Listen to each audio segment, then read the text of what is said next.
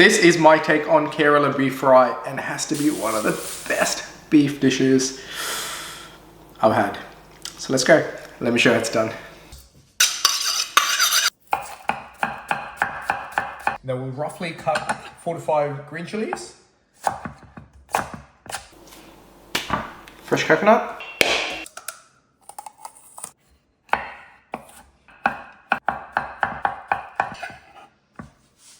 I've got about 10 cloves of garlic. I've got a beautiful piece of chuck steak along the neckline. It's nice and thick. I'll be cutting this into cubes. Especially for curries, I love using chuck steak because it has a nice amount of meat to fat ratio that gives that extra little bit of flavor. Just trim that fat a little bit. Don't want too much fat in my curry. I'm looking for like cubes that size.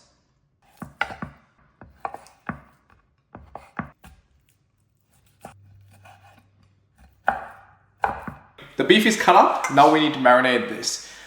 I would marinate this for at least 2 hours, but if you can do it overnight, let's go with a teaspoon of salt. We got Kashmiri chili powder. Go with 2 teaspoons.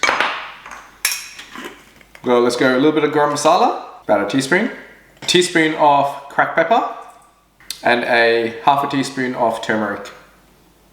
About a handful of that chopped onions, a sprig of curry leaves, a couple of green chillies, just gonna break those.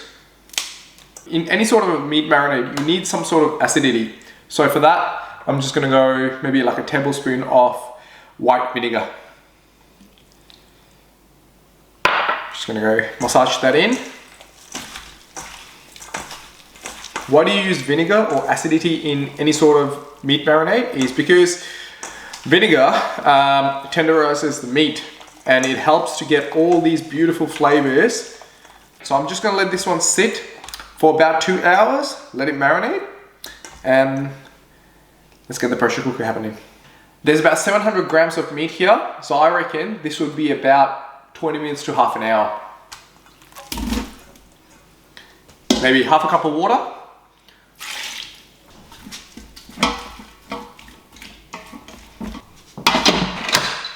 We'll see you in half an hour.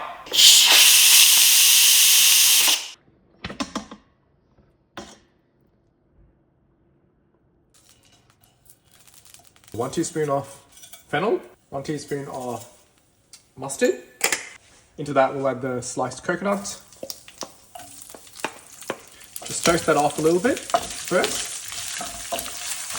Leave a little bit of shallots for later. All the rest of the shallots.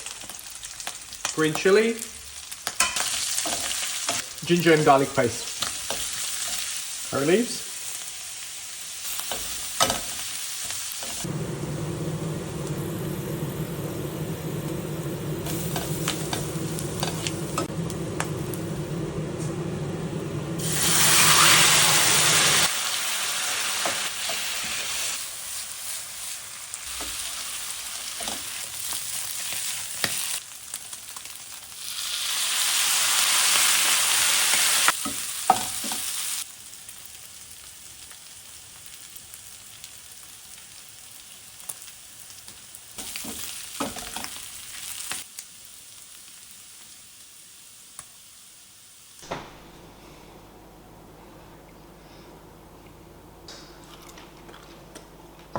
Like, come on. Just quick numbers.